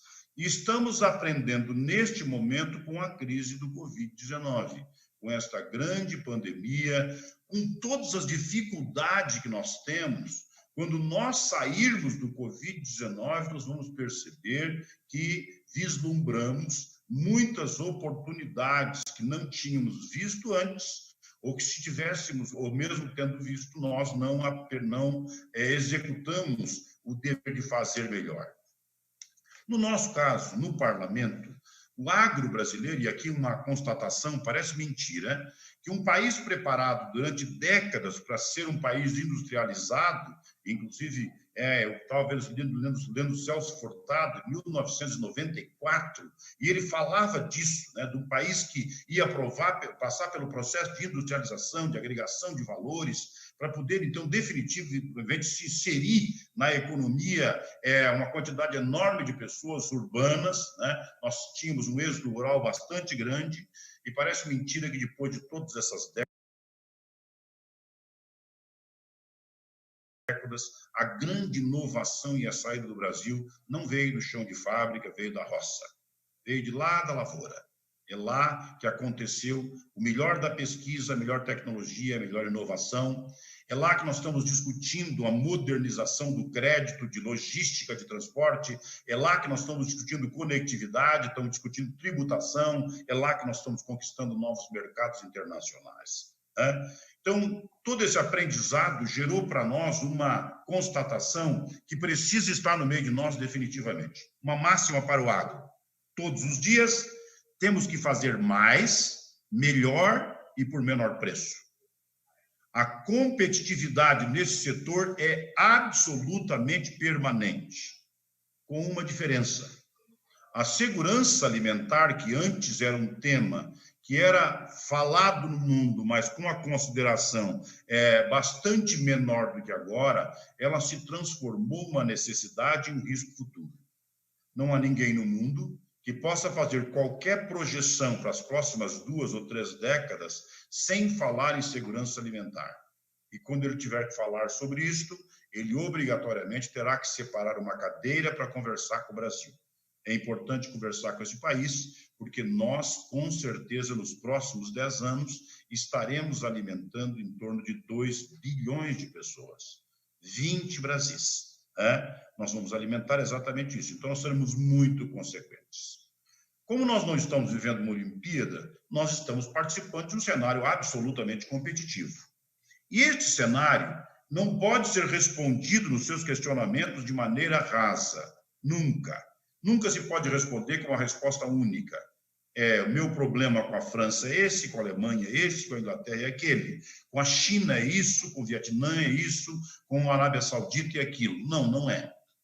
Os corpos são normalmente multifacetados, então nós temos para cada face de interesse reflete uma circunstância, há modificações dia a dia nesses interesses comerciais, não é uma Olimpíada e, portanto, nós temos que nos preparar para isto, porque os concorrentes de mercados não são nossos inimigos, eles estão na disputa dos mesmos espaços. Não dá para imaginar que um francês que perdeu a prateleira de um supermercado na Inglaterra, porque a carne brasileira chegou e tomou esse espaço, está muito feliz conosco. Com certeza não. Ele vai fazer todo tipo de luta que tiver disponível ao seu alcance para não perder esses mercados. Só que isso é inexorável. Nós vamos chegar lá. Bom, se nós vamos chegar e nós teremos esses adversários todos no cenário mundial, podemos então começar a pensar o seguinte: no nosso orçamento, e estou falando conosco, com o parlamento mesmo, a gente tem que perceber o seguinte: orçamento é discurso com preço. Então, se tu diz que tu quer um orçamento para fazer um agro robusto na área pública, tu tem que dizer com clareza aonde tu vai aplicar esse orçamento. E aí, cá para nós estamos aplicando muito menos do que devíamos em pesquisa, em tecnologia e inovação. Então, é no parlamento, é na frente parlamentar da agropecuária que eu presido, é no Instituto Pensar Agro, que nós vamos ter que discutir e vencer essas tarefas. A parte do orçamento para pesquisa, tecnologia e inovação, e principalmente a pesquisa, tem que ser muito maior do que ela é hoje. A nossa Embrapa precisa abrir suas portas, botar o pé na terra, precisa fazer parceria com todas as universidades, não pode ter preconceito com nenhuma instituição de pesquisa, independente do lugar onde esteja, se privada ou pública, se multinacional ou nacional, não importa, ela tem que estar aberta para poder fazer essa interação e integração tão necessária para podermos trazer para o agro brasileiro todas as pesquisas disponíveis em qualquer lugar do mundo. Temos que vencer atraso? Temos. Neste momento, por exemplo, tem gente dizendo que nós queremos envenenar os produtos que produzimos, quando, na verdade, é o seguinte: se alguém descobrir neste momento, em qualquer lugar do mundo, o remédio para o Covid-19, o que os brasileiros querem? Que ele esteja aqui no outro dia de manhã ou na mesma hora. Tinha que estar aqui para salvar vidas. Mas se por acaso este mesmo descoberta for para tratar uma questão de doença suína, de avicultura, ou então do milho, do feijão, do soja, bom, isso tem que ficar na Anvisa por 2, 3 anos em análise, é preciso levar 10 anos para liberar, e se ele for liberado antes é porque alguém está tentando envenenar ou tirar proveito disso. É claro que não. As pesquisas qualificadas, com grande credibilidade no mundo, precisam estar disponíveis para ser utilizadas, na medida do possível, nas parcerias que nós temos com a pesquisa internacional, sem um tempo, um prazo específico para provar este ou aquele. Uma molécula muito mais eficiente, usada com doses menores, com muito mais qualidade e menos toxicidez, se ela estiver disponível, ela tem que substituir imediatamente o produto utilizado para gerar vantagens competitivas na produção agrícola brasileira. Só isso não, quem dera fosse. Nós temos a questão do crédito. Imagine os senhores, nós estamos num mundo que, nesse coronavírus, nós somos um mundo absolutamente digital. Quando sairmos do Covid-19, grande parte dos nossos hábitos de almoços, reuniões que nós fazíamos antes, eles não mais estarão entre nós. As reuniões serão como estamos fazendo aqui agora, na mesma sala com 40, 50 pessoas, com 30 ou 40 pessoas, e não interessa quantos quilômetros de distância eu estou. Eu posso fazer a reunião, então o mundo digital vai modificar as relações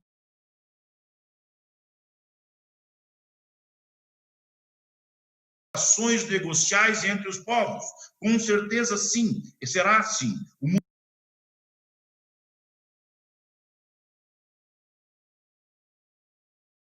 será muito mais digital, muito mais rápido, muito mais dinâmico, muito mais preciso e muito mais efetivo. Tá? Este será o nosso país. E se nós tivermos que fazer isso, e vamos fazer, então nós vamos certamente ter que trabalhar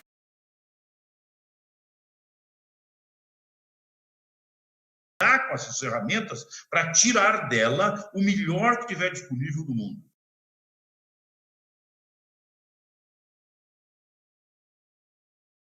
Ah, é? É verdade isso? Bom, então vamos ver como é que está a nossa questão da conectividade. Como nós vamos fazer a internet das coisas? Como é que será? Por antena? Por fibra ótica? Por torre? Qual será a nossa plataforma? De quem será o controle do 5G? Como nós teremos a nossa computação quântica? Como nós vamos utilizar de todas as ferramentas? Agora mesmo no Senado, na semana que vem, estaremos aprovando o FUST, uma legislação que libera 22 bilhões do fundo que era para arrumar os orelhões, e que nós vamos ter condição de utilizar como um fundo que garantidor, que pode alavancar mais de 200 bilhões de reais para se poder botar, por exemplo, fibra ótica no Amazonas e ver um pescador vendendo peixe com cartão de crédito. Bom, mas se esta internet, a lei de conectividade sair, nós imediatamente incluímos no Brasil uma capacidade competitiva de tamanha proporção que o seguinte, se uma propriedade tiver conectividade, estiver completamente conectada,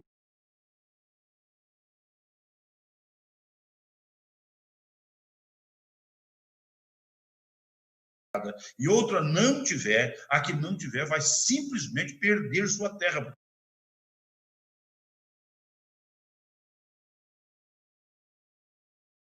O outro comprará. Ele perde capacidade competitiva imediatamente. Tá? Então, conectividade, as infovias, vão estar no meio de nós para poder trabalhar com muito grau de precisão. A tecnologia embarcada, a tecnologia de laboratório, a umidade do produto, o tratamento da praga e erva, o controle de armazenamento, o tempo o tempo para transporte, a questão de natureza portuária, para tudo isto teremos um corpo completamente interligado. Por isso, precisamos da conectividade e não precisamos dela para amanhã, para hoje. Ela tem que estar no meio de nós. Nós também precisamos de um crédito. Meu amigo, nós há 50 anos atrás queríamos comprar um carro, tínhamos que ter um bolso cheio de dinheiro para comprar um veículo. O sistema de financiamento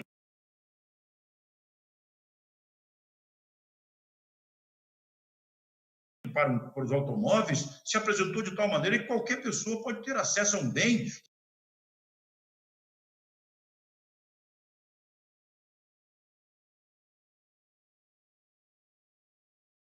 que cá para nós, para a realidade salarial brasileira, era um bem difícil para as pessoas haverem esse bem.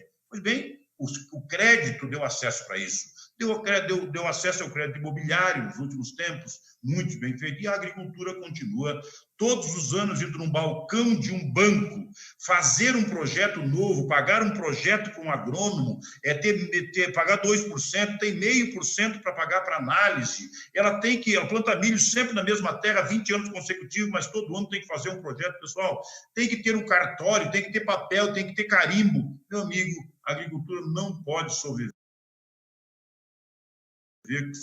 com parasitas, com sócios ocultos. Aquilo que é desnecessário no custo do agro brasileiro tem que estar fora de nós.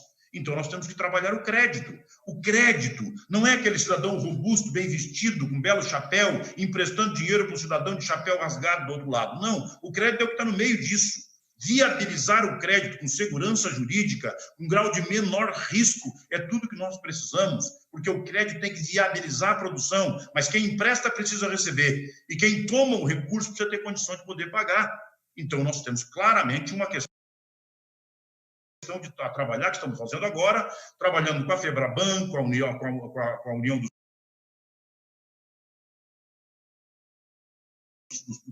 das pequenas agências financeiras, estamos trabalhando com o MAPA, com o Ministério da Economia, nós estamos trabalhando com o Banco Central, com a FPA, estamos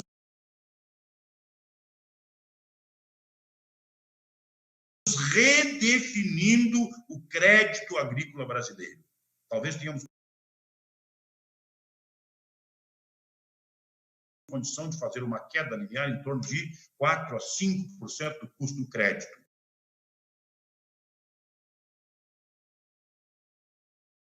Para o próximo Plano Safra, é bem provável que no próximo Plano Safra, grande parte do financiamento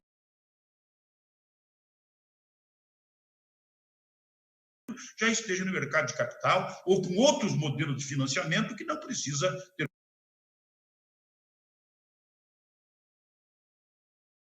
um banco de balcão. Pois bem, precisamos melhorar a logística, mas temos que ter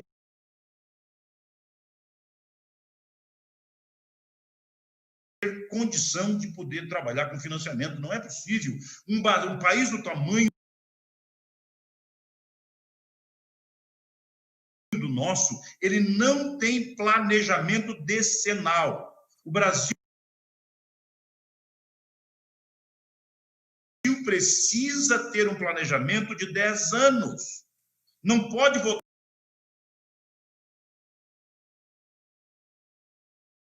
um plurianual que vota no final do primeiro ano de governo e quando chega no último ano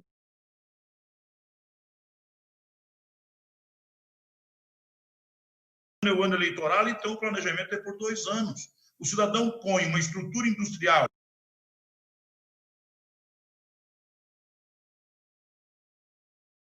num lugar do Ceará, na Amazônia, porque lá vai passar um trilho de trem e o próximo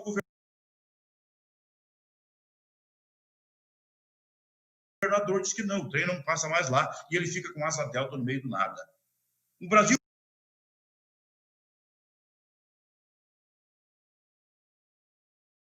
precisa previsibilidade, ele precisa estar absolutamente conectado, porque as pessoas, para preparar seus investimentos, têm que saber o que é esse projeto do Estado brasileiro, não do desejo do governante de plantão. Tá? Então, trabalhar decenalidade em logística é de fundamental importância para nós, principalmente logística de transporte. Né? Nós precisamos disso. Tá? E podemos construir. Para isso, nós precisamos que a iniciativa privada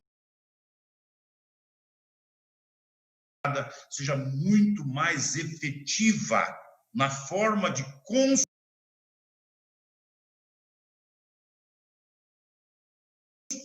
consensos políticos. Temos que parar de pensar que eu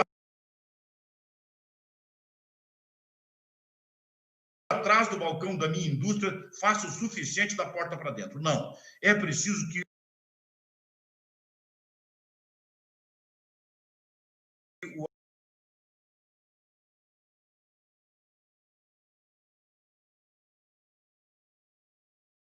construir consensos políticos. Temos que parar de pensar que eu, atrás do balcão da minha indústria, faço o suficiente da porta para dentro. Não. É preciso que a indústria brasileira faça política e tenha condição de construir consensos, raciocínios de convergência sobre políticas públicas que integrem o país. E vocês têm muita força para isso. Então, eu falei de crédito, falei de logística de transporte, mas posso falar de energia. Por exemplo, nós vamos votar agora, no Senado, vamos votar a lei do gás. Esta matriz produtiva pode fazer o gás e a energia chegar no Nordeste com 40% a menos do seu custo. Nós podemos, talvez, podemos dessalinizar a água do Nordeste para produzir alimento no Nordeste, porque com o gás chega uma matriz energética que viabiliza esse custo de produção. Mas, de modo geral, essa matriz, a entrada do gás, vai viabilizar, principalmente a indústria, que vai reduzir enormemente o nosso custo de produção e, portanto, transformar o país muito mais competitivo. Nós acabamos de descobrir na Amazônia disponível usinas de potássio, e nós do agro temos no potássio, do NPK, o potássio é o mais caro. O Brasil tem dependência de potássio para os próximos 300 anos. Basta que tenha uma legislação ambiental que permita extrair isso. Por que será que não nos permitem até hoje extrair o potássio? Estamos comprando a peso de ouro, né? Com a lei do gás, teremos os outros nutrientes capazes de fazer os produtos que nós precisamos para colocar nas nossas lavouras. Então, a lei do gás, junto com a planta de mineração do potássio, pode dar para o Brasil independência. De novo, estamos tratando em redução de custo de produção. E aí vem o penúltimo item, que é a tributação. Todo mundo diz que nós temos subsídio. E a agropecuária brasileira tem uma tributação média de 30,6%. Em torno de 30,6% está cravado no custo de produção nosso. Nós pagamos isso. Vai vir uma reforma tributária? Sim, que venha, nós precisamos dela, tá? Mas não pode nem pensar em onerar o agro. Não pode pensar nos estados falidos, municípios falidos, a União falida, um estado inchado. Nós precisamos, junto com a reforma tributária, aprovar a reforma administrativa, porque eu preciso ter uma forma de previsão de que o estado em 10 anos será cada ano menor para ter folga fiscal. Mas para ter folga fiscal não é aumentar tributo, é reduzir o gasto. Nós não precisamos de gaiolas de ouro para o judiciário em tudo que é lugar, gente ganhando poupudos salários, trabalhando pouco. Nós não precisamos do custo de um poder legislativo como temos hoje, é desnecessário, e agora com o digital vai ficar muito mais claro que isso não é mais necessário. O próprio governo federal, meu amigo, há 20 anos atrás nós tínhamos máquina de datilografia, nós tínhamos mimeógrafo, depois apareceu o facsímile, que era uma maravilha. Pois bem, agora nessas salas maravilhosas de todos os ministérios, uma tela de celular num cantinho, com a ponta do dedo domingo, resolve em fração de segundo que levava uns dias para fazer. Pois é, mas as salas todas continuam com luz acesa, com chefe, subchefe. Nós estamos pagando tudo, quando é absolutamente desnecessário. O Estado brasileiro não terá que ser menor por questão ideológica, ele terá que ser menor por questão tecnológica. É a tecnologia que chegou definitivamente e substituiu o fazer humano com sobradas razões de menor custo e maior eficiência. Então, nós temos que ter uma previsibilidade do Estado menor. Quais são as funções que vão estar em extinção? Quais são as salas que vão apagar as luzes? O que não é mais necessário para o país, mas esta é a folga fiscal que nós precisamos ter para reduzir o nosso tributo. Então, tributação precisa reduzir no custo de produção da agricultura como forma de melhorar a nossa competitividade. E, por último, algo que temos feito com alguma eficiência, que é a busca de novos mercados. E aí eu quero concluir com essa fala dizendo o seguinte: nós estamos muito bem quando se trata de cadeias robustas, como é o caso da carne bovina, carne suína, carne de frango. Nós agora vamos começar a exportar peixe, né, principalmente tilápia, vamos exportar grandes volumes, está tudo bem. Nós estamos bem com soja, com milho, com trigo, com café, não, com trigo não, com café, né? Nós estamos exportando bem, e esses produtos estão bem. Em compensação, num país como a China, ou a Arábia Saudita, o nosso portfólio de exportação pode ser 180, 190 produtos. A grande maioria desses produtos não tem nenhuma estrutura intermediária. Nosso coitado adido agrícola dos países árabes é um adido para 7 países. Nós tínhamos que ter uma estrutura intermediária que trabalhasse o institucional privado. Tem o institucional público entre os países e o institucional privado, que é aquilo que fica entre a produção do país e o comprador da mercadoria. É o cara que pode vender alface, que pode vender melão, que pode vender abacate, enfim, que pode vender uma gama de produtos. Essa estrutura nós não temos, e o nosso sistema cooperativo, e o nosso sistema da CNA e a FPA precisa trabalhar junto com a indústria, com a agroindústria e a produção, precisa criar esta instituição institucional privada que faz a intermediação dinâmica entre o interesse comercial para ampliar a diversificação do portfólio de produtos a ser fornecidos para o mundo.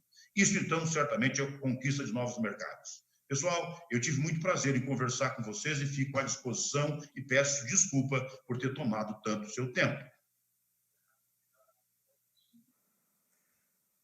Deputado, nós que agradecemos, nós sabemos que a sua agenda é repleta, então só temos que agradecer pela verdadeira aula que o senhor nos ministrou agora aqui, abrangendo inúmeros assuntos, fomos tomando nota e até mesmo pelo tempo escasso e pelo seu tempo, nós gostaríamos de aproveitar mais uma pergunta, já que o senhor está conosco aqui hoje, temos muitos produtores de gado de corte nos ouvindo, né, do Brasil inteiro. Nós sabemos, deputado, que o Brasil tem capacidade de produzir cada vez mais sem desmatar, né? E a pecuária de corte, deputado, ela é a prova disso. Nós estamos aumentando cada ano a produção e reduzindo a área explorada.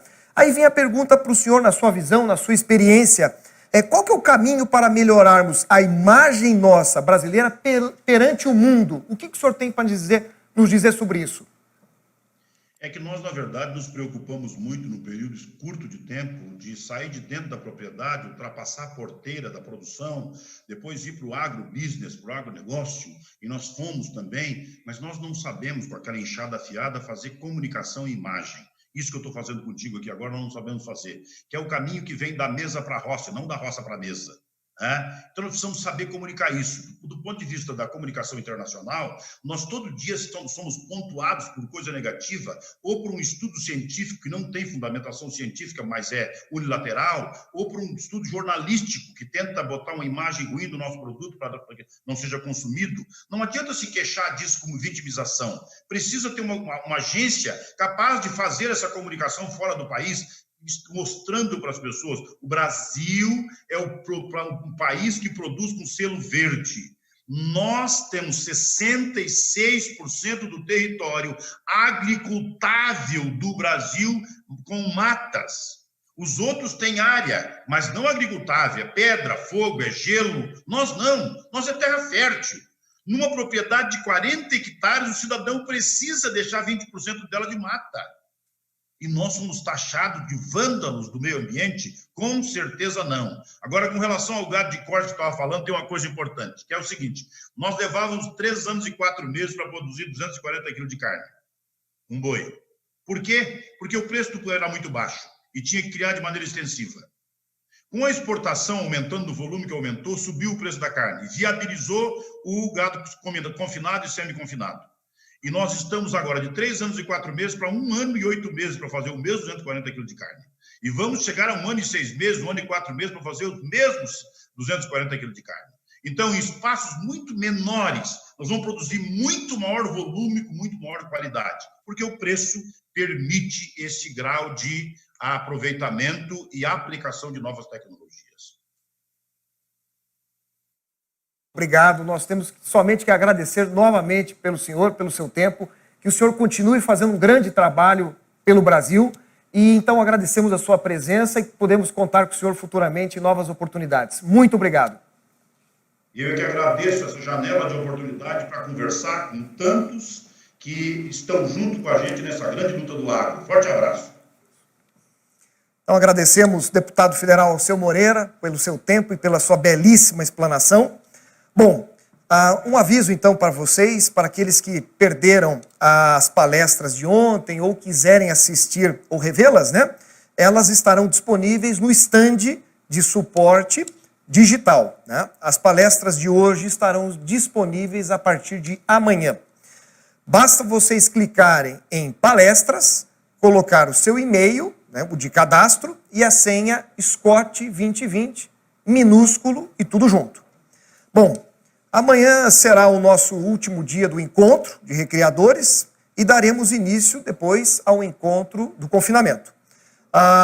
No bloco de mercado, comum para os 2 eventos, falaremos sobre forças, fraquezas, oportunidades e ameaças à pecuária. Não percam. Bom, nos vemos amanhã às 14 horas. Um ótimo final do dia para vocês. Muito obrigado.